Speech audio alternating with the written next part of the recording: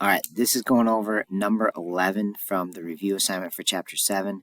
We're investing $19,000, 7.8% interest compounded continuously. How much do you have in the account after 20 years? And first thing is the keyword continuously. That means we're going to use the PERT formula. All right, where P is the starting amount, 1900. Remember, E is just that number, like 2.7. The rate is a decimal. This is where I see a lot of mistakes. So you can move it over twice and add a 0, right? So it would be 0.078. But oftentimes students forget the 0 or add one too many zeros. So if you're really worried about it, percent means out of 100. Just divide 7.8 by 100 on your calculator and you'll get this decimal.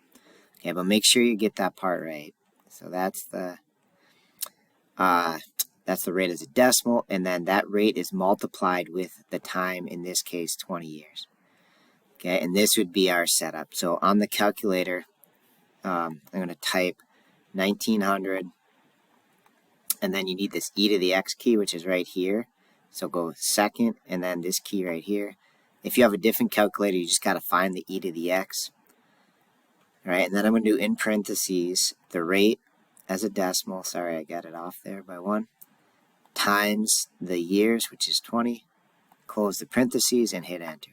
Okay, and looks like we up at $9,042. Since this is more, 50 cents or more, rounded up to $9,042. Okay, so our answer here is $9,000. $9,042. All right, that's it. Thanks for watching.